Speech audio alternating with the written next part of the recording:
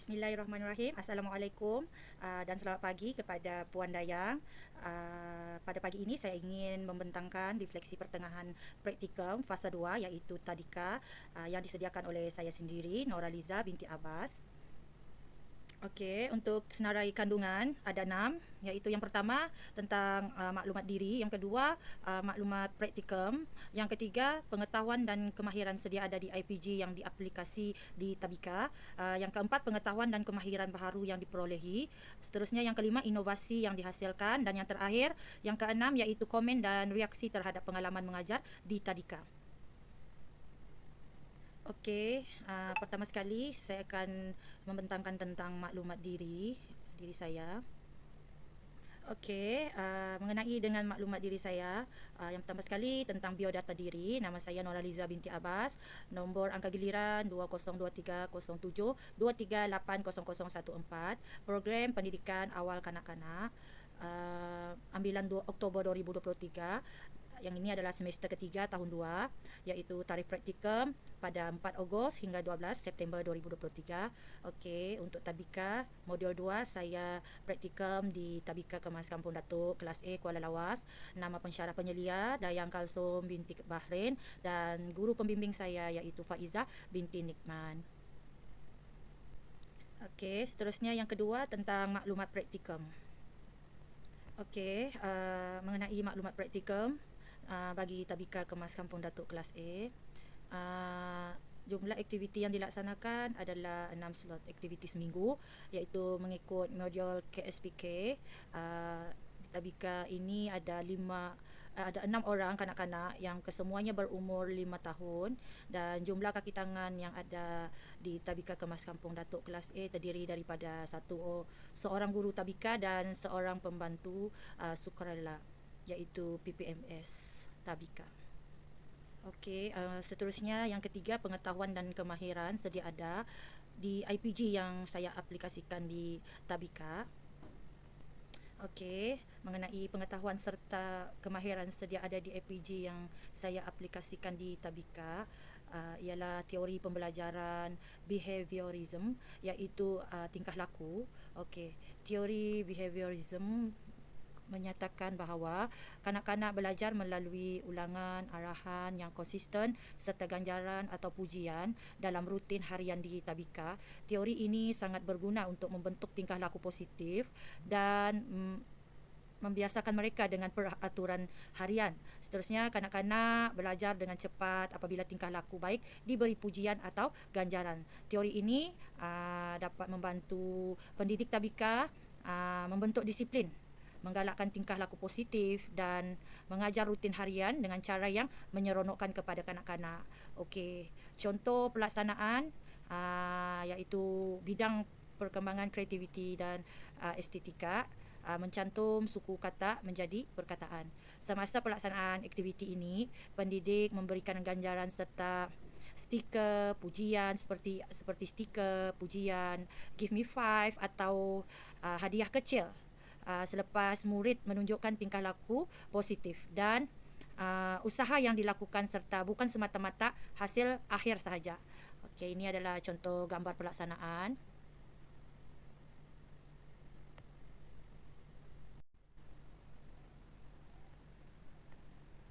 Okey, pengetahuan sedia ada serta kemahiran di IPG yang diaplikasikan di Tabika mengenai iaitu kaedah atau teknik pengajaran.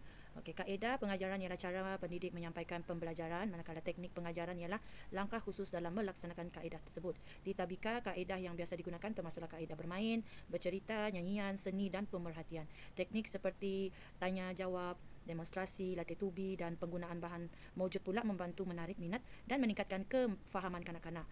Gabungan kaedah dan teknik yang sesuai menjadikan proses pengajaran lebih menyeronokkan, berkesan dan sesuai dengan tahap perkembangan awal kanak-kanak. Okey, pendidik melaksanakan aktiviti pembelajaran menggunakan kaedah ataupun teknik pengajaran seperti yang pertama, strategi pengajaran iaitu berpusatkan guru, berpusatkan kanak-kanak dan berpusatkan bahan. Okey, yang kedua pula pendekatan pengajaran iaitu induktif dan diduktif. Manakala yang seterusnya yang ketiga iaitu kaedah pengajaran iaitu simulasi, latih tubi dan perbincangan. Ini adalah contoh gambar pelaksanaan.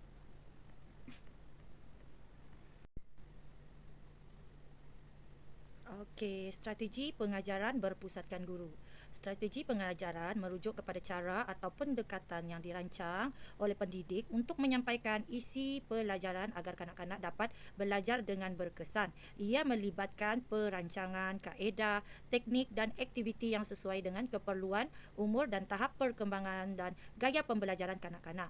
Strategi pengajaran berpusatkan guru bagi kanak-kanak 5 tahun ialah kaedah di mana guru memimpin sepenuhnya aktiviti pembelajaran. Guru akan menunjukkan, memberi arahan dan menerangkan secara ringkas agar mudah difahami oleh kanak-kanak.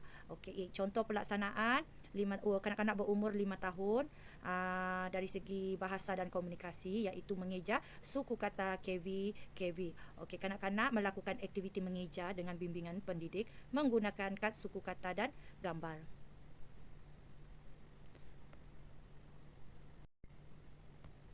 Okey, seterusnya untuk strategi pengajaran berpusatkan kanak-kanak.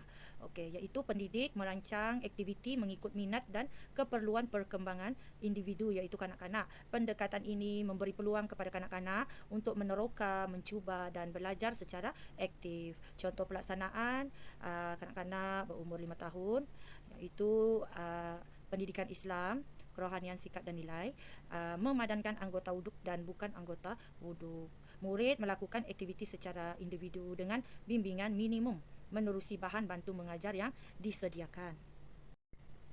Okey, seterusnya strategi pengajaran berpusatkan bahan. Bahan bantu mengajar BBM memainkan peranan penting dalam menyokong proses pembelajaran kanak-kanak di tadbika.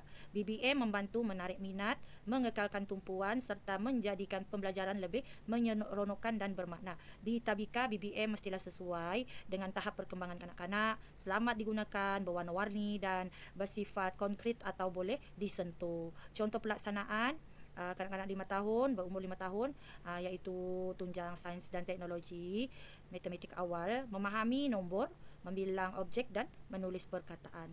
Kanak-kanak boleh melakukan aktiviti secara individu dengan bimbingan pendidik menggunakan TV nombor untuk mencari nombor yang disebut oleh pendidik.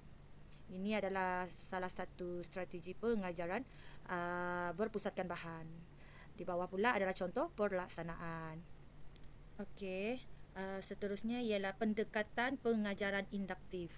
Okey, pendekatan pengajaran induktif ialah kaedah yang bermula dengan pemerhatian atau contoh-contoh khusus sebelum membuat kesimpulan umum. Kanak-kanak digalakkan meneroka, memerhati dan berfikir sendiri untuk membina pemahaman. Guru membimbing secara tidak langsung dan memberi soalan untuk merangsang idea.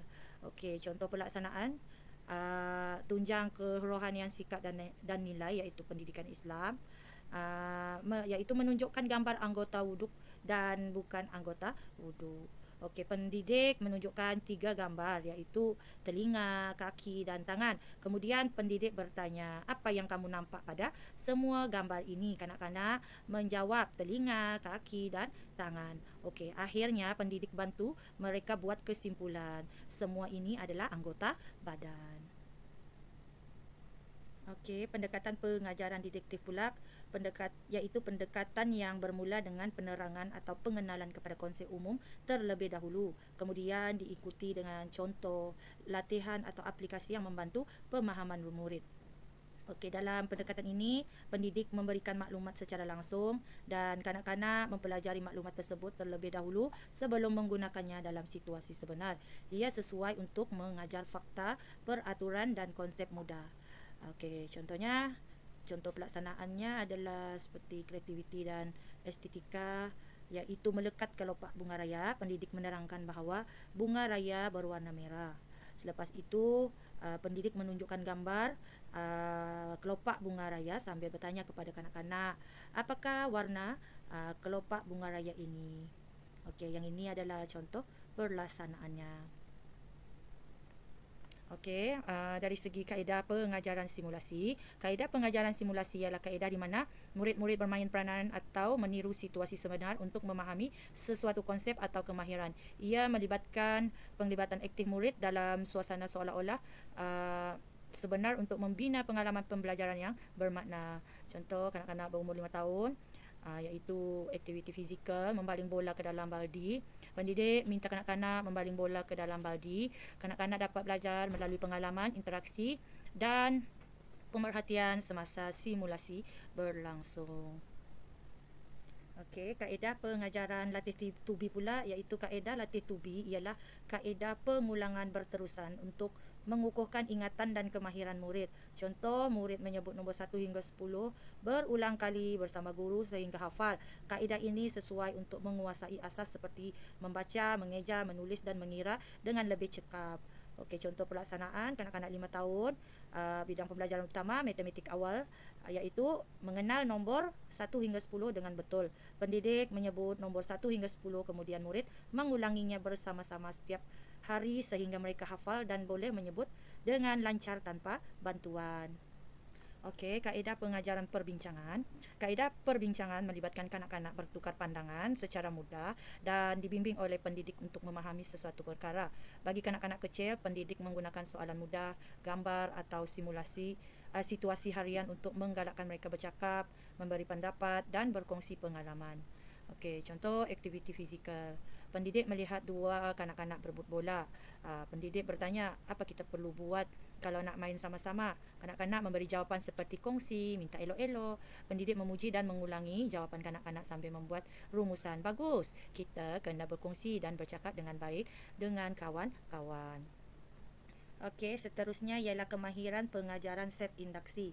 Set induksi merujuk kepada langkah permulaan dalam pengajaran yang bertujuan menarik minat, fokus dan menyediakan minda kanak-kanak terhadap topik yang akan diajar. Ia penting untuk mewujudkan suasana pembelajaran yang aktif dan menyeronokkan sejak awal sesi. Okey, contohnya perkembangan kreativiti dan estetika iaitu mencantum kelopak bunga raya.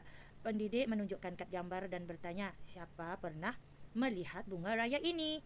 Warna apa bunga ini? Kemudian pendidik menyanyi lagu Bunga Raya. Ini membantu kanak-kanak bersedia dan berminat untuk meneruskan pembelajaran seterusnya.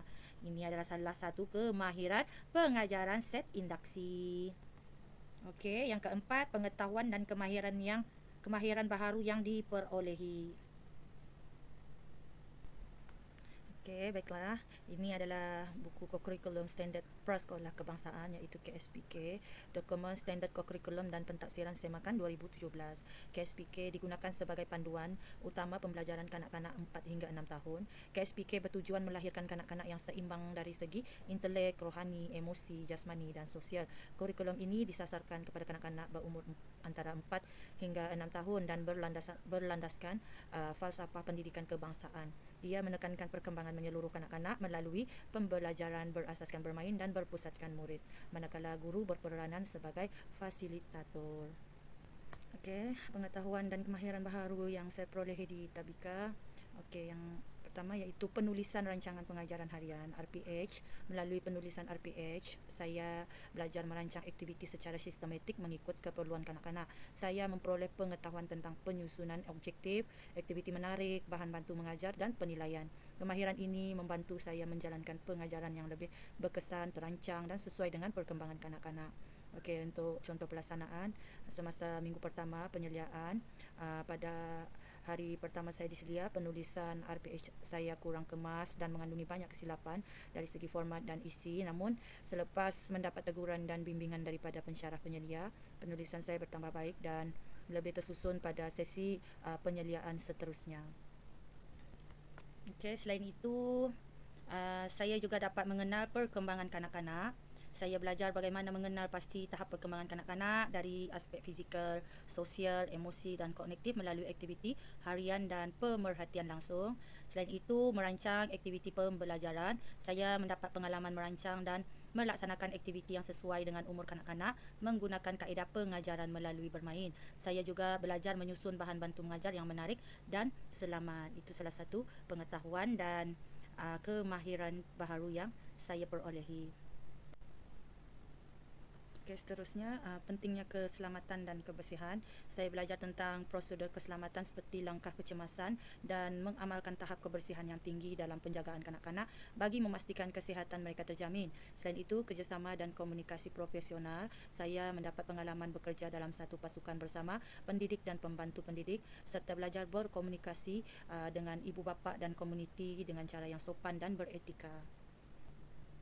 Okey, pengurusan tingkah laku kanak-kanak dan kemahiran mengendalikan rutin harian juga salah satu pengetahuan dan kemahiran baharu yang saya perolehi. Okey, melalui pengurusan tingkah laku kanak-kanak, saya telah belajar cara berkomunikasi dan menangani pelbagai tingkah laku kanak-kanak dengan sabar dan berhemah, termasuk menggunakan pendekatan positif dan berkesan dalam membentuk disiplin kanak-kanak. Dari segi kemahiran mengendalikan rutin harian pula, saya terlibat secara langsung dalam mengurus rutin seperti waktu menyambut kanak-kanak, memeriksa kesihatan kanak-kanak, okey, memberi makanan kepada kanak-kanak dan mengajar kanak-kanak ketandas serta memahami kepentingan jadual harian yang konsisten untuk kanak-kanak. Kelima ialah inovasi yang dihasilkan. Okey, untuk inovasi yang dihasilkan iaitu menurut Sulaiman 2015, ilmu binaan ialah pengetahuan tentang struktur, bahan dan kaedah pembinaan yang kukuh dan selamat. Di Tabika, saya melihat ilmu ini diterapkan melalui aktiviti menggunakan blok, pasir dan menghasilkan BBM daripada bahan kitar semula. Aktiviti ini membantu perkembangan motor halus dan kreativiti kanak-kanak. Ilmu binaan dan inovasi penting dalam merangsang perkembangan kanak-kanak melalui pembelajaran yang menyeronokkan dan kreatif. Okey, contoh pelaksanaan sepanjang praktikum, saya turut mengambil inisiatif untuk melaksanakan inovasi dalam proses pengajaran dan pembelajaran dengan menghasilkan lembaran kerja berwarna dan ceria serta interaktif untuk menarik minat kanak-kanak. Inovasi ini membantu meningkatkan penglibatan murid serta memudahkan pentaksiran berdasarkan pemerhatian harian. Isu atau masalah yang dikenal pasti. Okey, yang pertama iaitu kanak-kanak kurang tumpuan semasa aktiviti. Kedua, kanak-kanak cepat bosan dengan aktiviti. Dan yang ketiga, kanak-kanak kurang minat terhadap aktiviti pembelajaran. Okey, masalah yang dikenal pasti iaitu kanak-kanak kurang minat terhadap aktiviti pembelajaran. Mereka tidak menunjukkan keterujaan, tidak mahu menyertai aktiviti yang dijalankan, cepat merasa bosan dan lebih suka bermain bebas atau menyendiri. Okey, tindakan mengubah suai aktiviti menjadi lebih menyeronokkan dan interaktif. Contohnya BBM Mari Kira yang iaitu menggunakan TV nombor yang dihasilkan oleh saya sendiri. Tujuannya untuk menggalakkan penyertaan aktif supaya mereka tidak hanya menjadi pemerhati. Seterusnya, mewujudkan suasana pembelajaran yang menyeronokkan, mesra kanak-kanak dan sesuai dengan tahap perkembangan mereka. Okey, seterusnya yang keenam, komen dan reaksi terhadap pengalaman mengajar di Tadika. Okey, komen dan reaksi terhadap pengalaman mengajar di Tabika. Fasa pertama iaitu permulaan.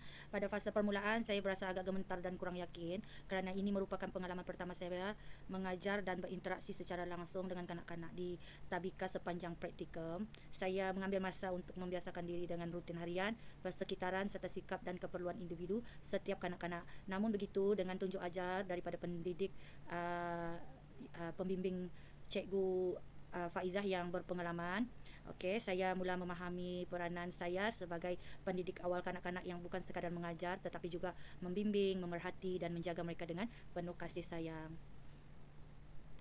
Komen dan reaksi terhadap pengalaman mengajar di Tabika iaitu seterusnya hubungan baik dengan pendidik dan staf di Tabika. Saya berpeluang bekerjasama dengan pendidik yang berpengalaman dan banyak menerima tunjuk ajar serta sokongan semasa menjalankan aktiviti. Seronok dan bermakna. Saya berasa sangat seronok kerana dapat berinteraksi secara langsung dengan kanak-kanak dan melihat sendiri perkembangan mereka dari hari ke hari. Okey, seterusnya cabaran mengawal tingkah laku. Pada awalnya agak mencabar untuk menguruskan tingkah laku kanak-kanak yang aktif, tetapi pengalaman ini membantu saya meningkatkan kesabaran dan kemahiran komunikasi.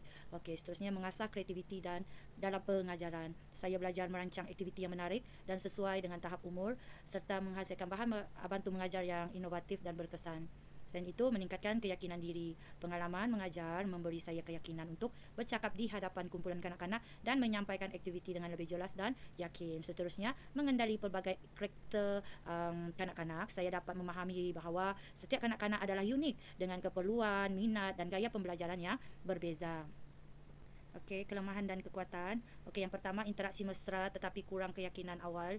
Kekuatan, saya menunjukkan sikap penyayang dan mudah didekati, manakala kanak-kanak pula berani berinteraksi dengan cepat mesra. Kelemahan, pada peringkat awal saya kurang yakin dan ada kanak-kanak yang masih malu dan pasif dalam aktiviti berkumpulan. Okey, yang kedua, aktiviti menarik tetapi tumpuan singkat. Kekuatan, saya berusaha jadi kreatif merancang aktiviti yang menyeronokkan dan sesuai dengan umur dan kanak-kanak menunjukkan minat tinggi. Kelemahan, namun sebilangan kanak-kanak mudah hilang tumpuan dan saya masih perlu mengurus masa serta pendekatan secara fleksibel. Dan yang ketiga, kepatuhan arahan tetapi cabaran tingkah laku. Okey, kekuatan, kanak-kanak boleh mengikut arahan mudah dan saya menunjukkan kesabaran dalam membimbing. Kelemahan saya, terdapat cabaran dalam mengurus tingkah laku mencabar seperti sikap agresif dan enggan berkongsi yang memerlukan kemahiran pengurusan tingkah laku yang lebih mantap. Okey, untuk fasa ketiga, penilaian dan refleksi pertengahan praktikum.